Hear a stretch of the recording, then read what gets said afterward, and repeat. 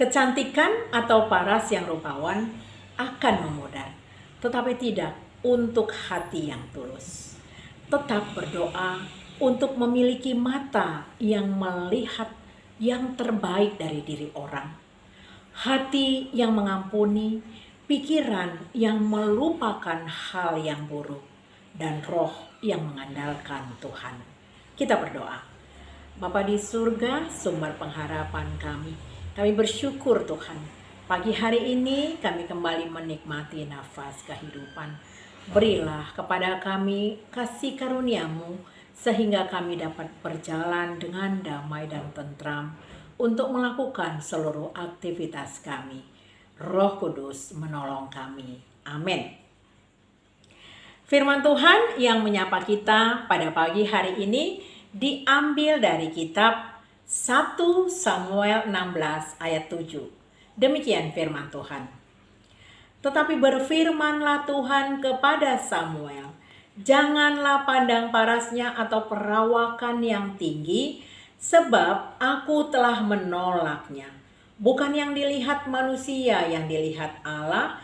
Manusia melihat apa yang di depan mata, tetapi Tuhan melihat hati. Demikian firman Tuhan. Bapak Ibu jemaat yang dikasihi Tuhan Yesus Kristus, pernahkah kita kecewa ketika pilihan kita ternyata di luar ekspektasi kita? Pernahkah kita kecewa ternyata apa yang terlihat di depan mata kita sangat jauh berbeda dengan kenyataannya? Kalau itu pernah terjadi, berarti itu alami karena natur manusia adalah terbatas. Secara umum, untuk menentukan karakter dan nilai seseorang, kita cenderung melihat diri seseorang dari penampilannya secara jasmani.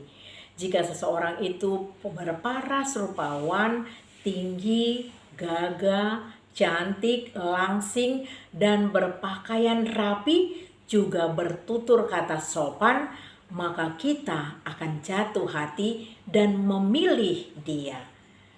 Allah mengenal karakter sejati kita karena Ia melihat hati, bukan rupa saja.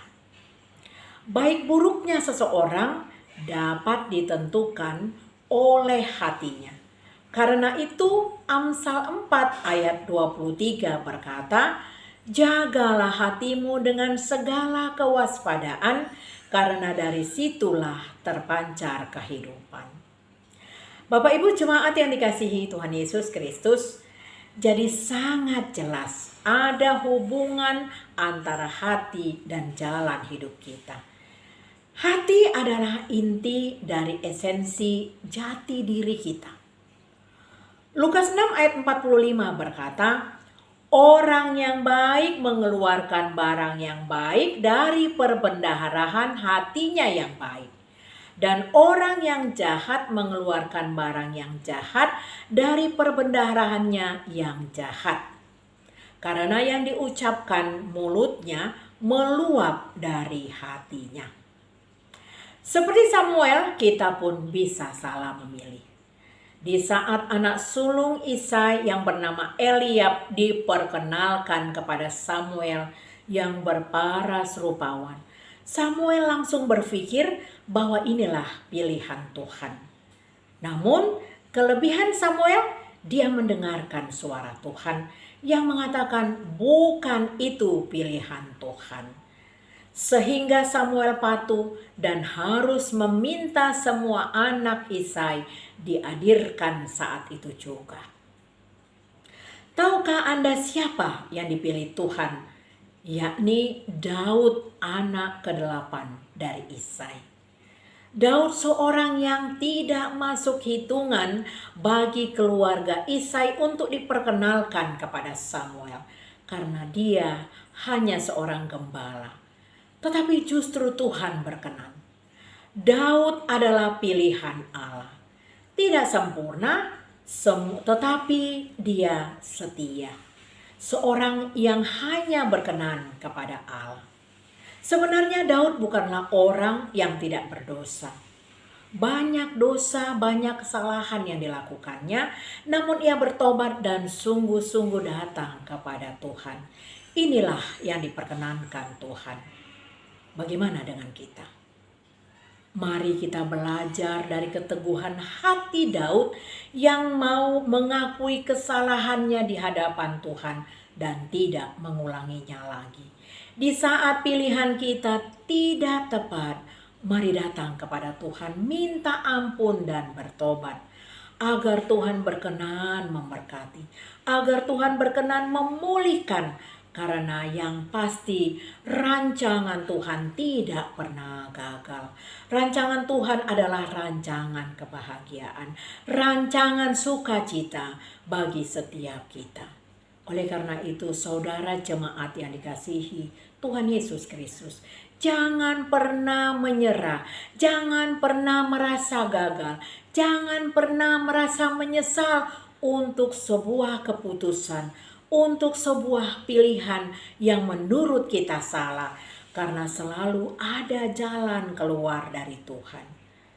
Saudaraku, bagi yang sedang menetapkan pilihan, bagi yang sedang memutuskan pilihan, mari sertakan Tuhan agar semua rencana-rencanamu adalah rancangan Tuhan bagi hidupmu.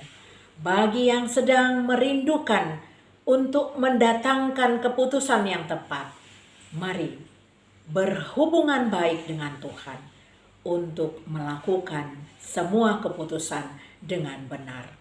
Berbahagialah kita yang senantiasa setia dan berpengharapan hanya kepada Tuhan.